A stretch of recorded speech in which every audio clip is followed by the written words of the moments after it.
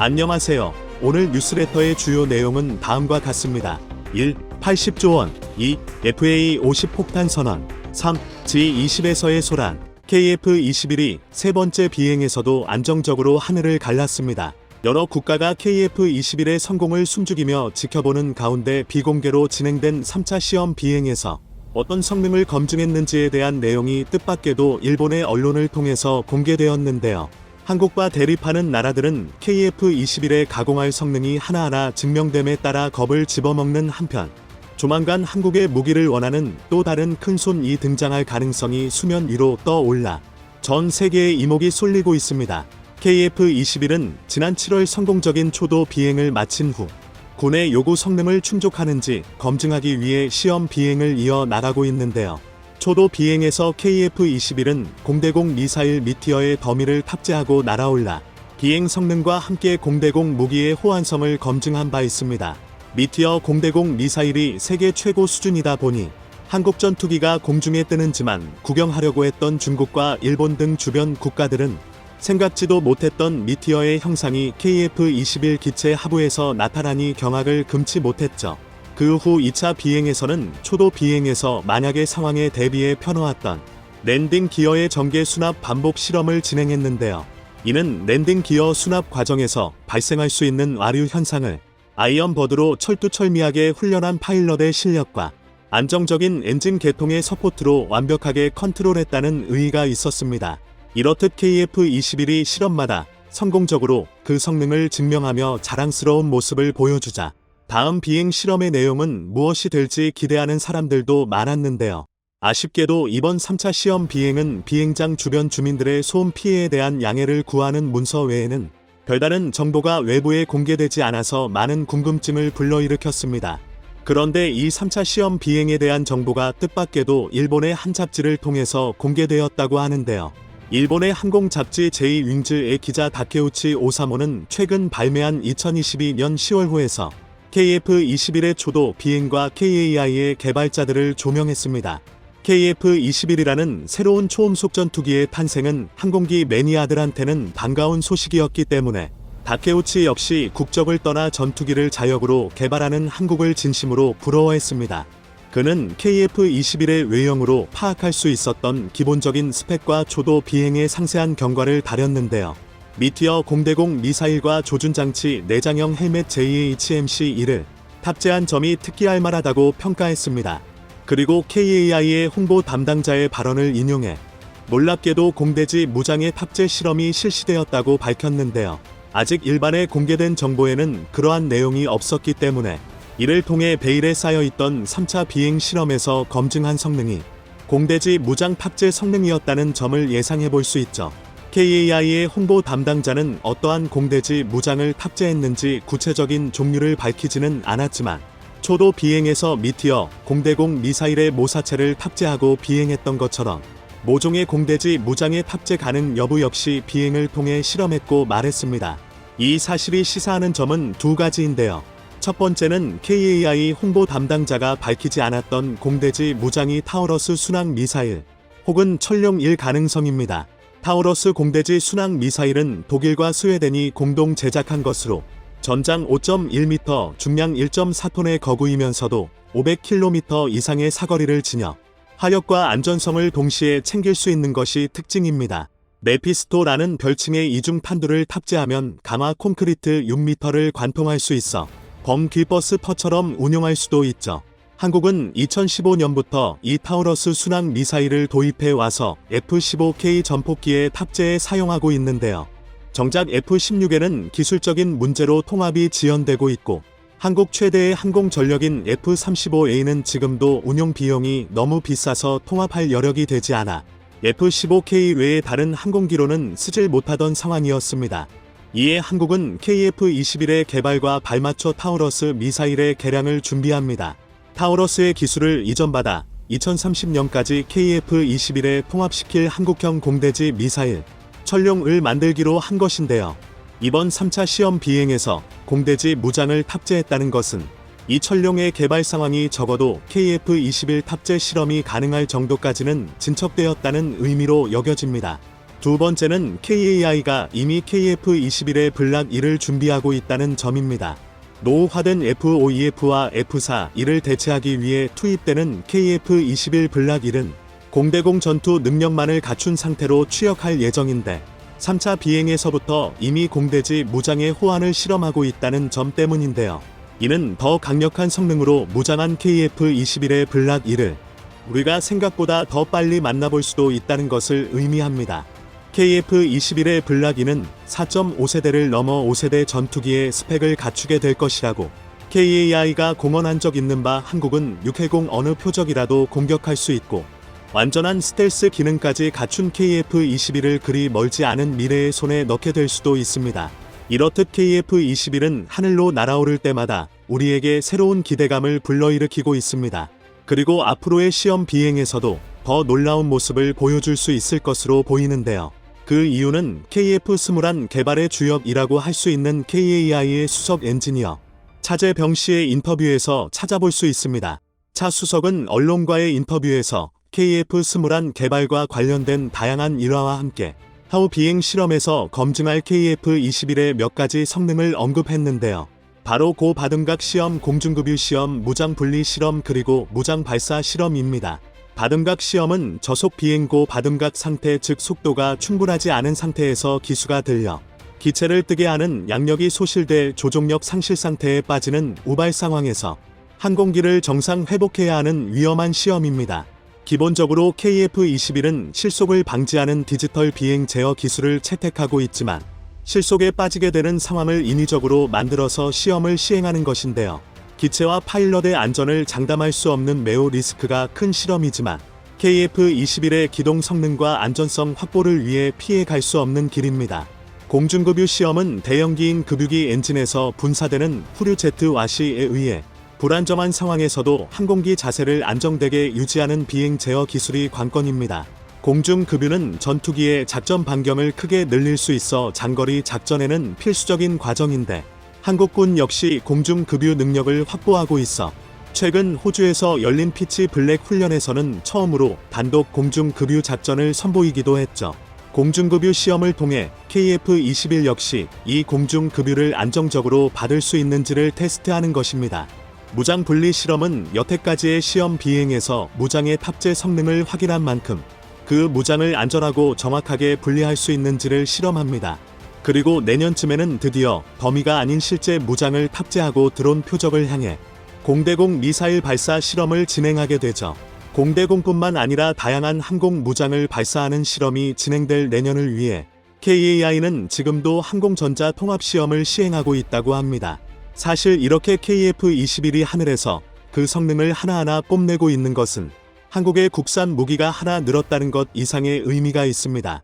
올해 들어 한국의 방산 무기 수출이 어마어마한 대박을 터뜨리며 한국 무기의 맛을 본 전 세계 각지의 여러 나라들이 KF-21을 주목하고 있기 때문입니다.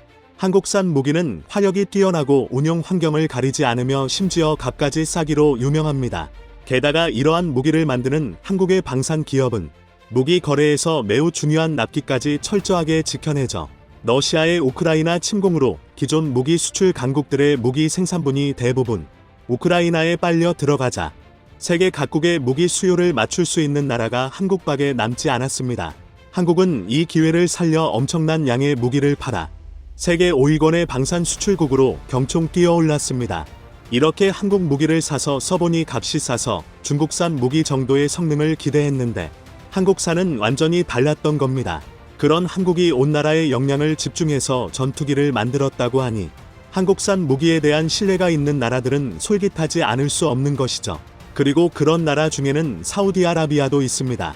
최근 사우디는 석유 증산을 요청하기 위해 방문한 미국의 바이든 대통령에게 콧방귀를 뀌어 빈손으로 돌려보내는 굴욕을 준 적이 있었죠. 바이든 행정부가 들어선 직후 사우디에 무기를 수출하는 것을 금지한 적이 있었기 때문입니다. 산유국인 사우디는 이렇듯 미국도 마음대로 주무를 수가 없는 강국입니다. 하지만 이들도 나름의 골칫거리가 있었으니 이웃나라 이란 그리고 그들의 후원을 받는 또 다른 이웃인 예멘입니다. 바이든이 사우디에 무기 수출을 금지한 명분 역시 사우디가 예멘의 내전에 개입했다는 것이었죠. 굴욕적으로 귀국했던 바이든도 이번에는 이들을 견제할 무기를 사우디에 다시 공급하겠다는 제안을 미끼로 석유 증산을 꿰어내려고 하고 있는데요. 그만큼 사우디에는 고성능 무기에 대한 수요가 있습니다.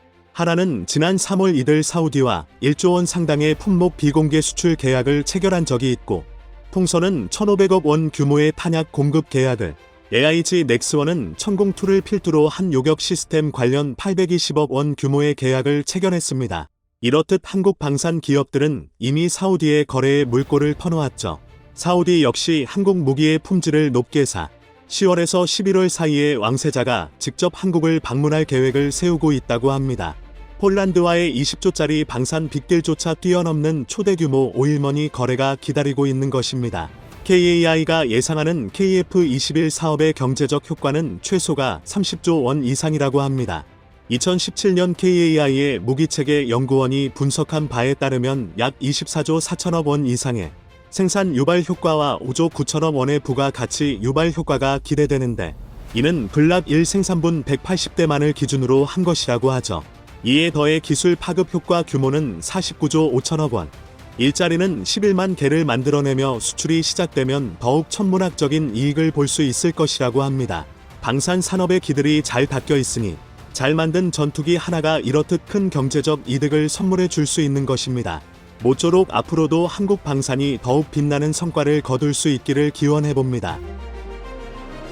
미국이 G20을 계기로 아시아판 나토 창설을 사실상 본격화했습니다. 아시아판 나토의 중심에는 한미일 3개국이 자리 잡게 되고 동남아 10개국이 합류할 것으로 예상됩니다. 미국이 중국을 견제하기 위해 아세안 지역을 끌어들이는 과정에서 가장 큰 역할을 하게 될 국가는 바로 한국이 될 전망입니다. 바이든 대통령이 동남아시아에서 중국의 영향력 확대를 견제하기 위한 외교 행보에 나섰습니다. 12일 AP통신에 따르면 바이든 대통령은 캄보디아 수도 프놈펜에서 열린 아세안 독립아국가연합 과외 정상회의에서 양자 관계를 포괄적 전략적 동반자로 격상하겠다고 밝혔습니다. 이는 역사상 처음 있는 일이며 아세안 지역을 포섭함으로써 중국의 외부 진출을 막겠다는 계획입니다. 바이든 대통령은 성명과 함께 아세안은 미국의 인도태평양 전략의 중심부에 있다면서 계속해서 우리의 역할을 강화하겠다고 말했습니다. 아울러 그는 미국과 아세안은 인도태평양 지역의 자유와 안정 및 번영과 안전을 증진하는 동시에 기후변화 및 법치 위협 등 현안에 공동으로 대처해야 한다고 강조했습니다.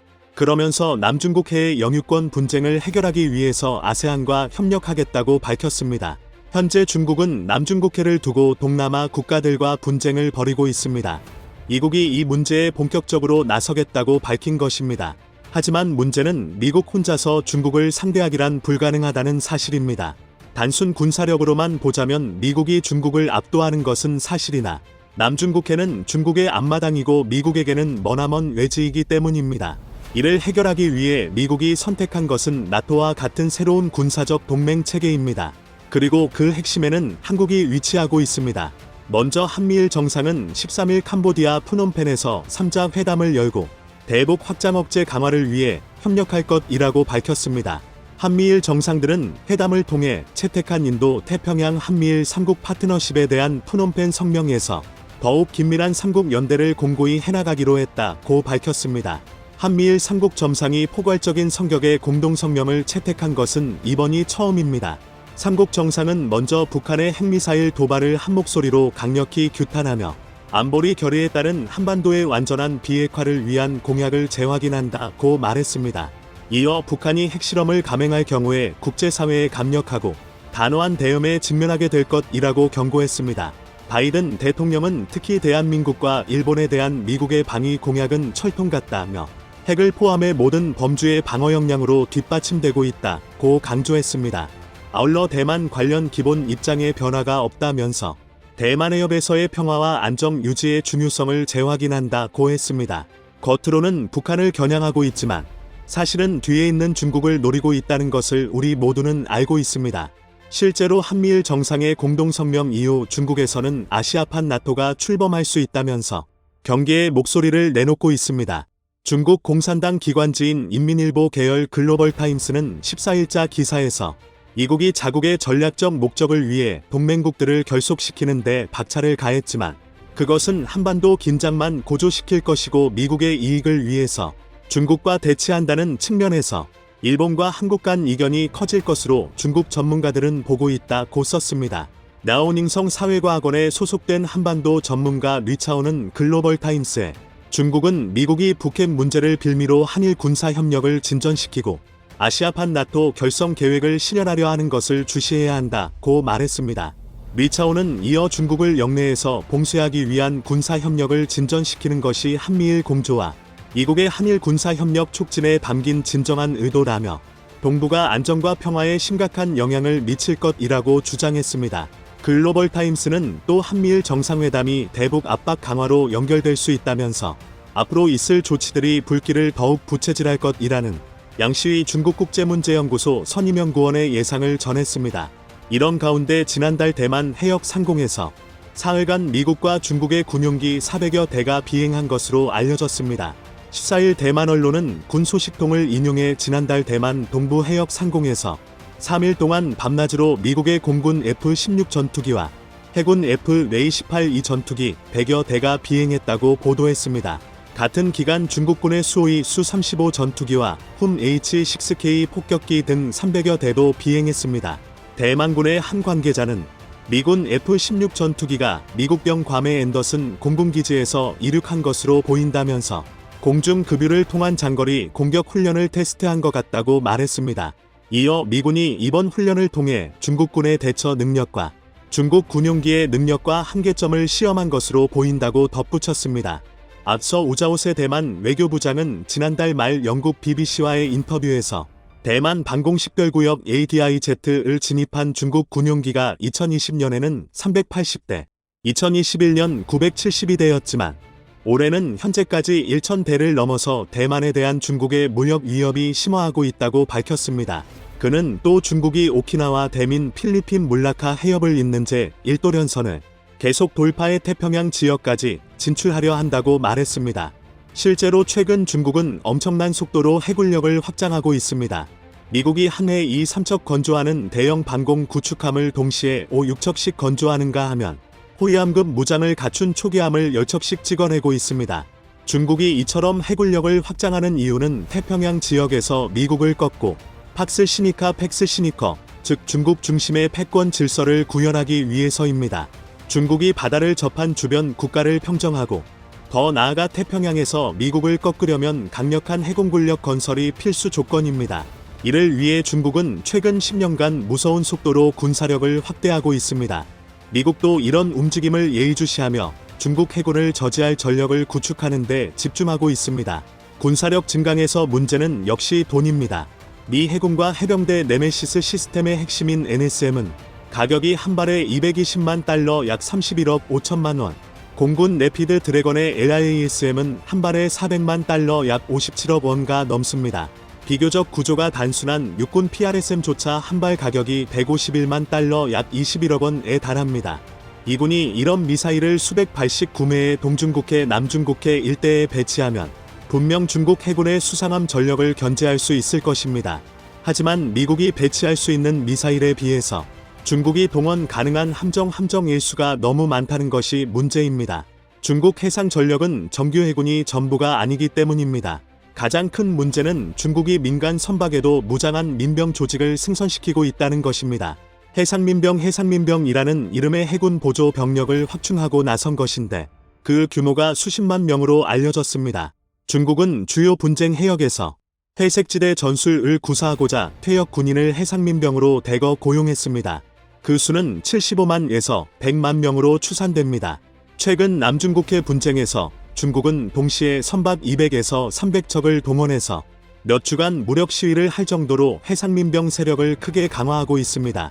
해상민병도 단순한 민병대로 보기 어려울 정도로 조직적이고 호전적입니다. 2019년 당시 미 해군 참모총장이던 존 리처드슨 제독이 남중국해에서 중국 해상민병의 움직임에 대해 그들을 정규 해군으로 간주해 대응할 수 있다고 경고했을 정도입니다. 당장 미국으로선 중국 해상민병에 대응할 마땅한 수단이 없습니다. 해상민병 조직이 보유한 선박 수는 적게 잡아도 수천 척에 달합니다.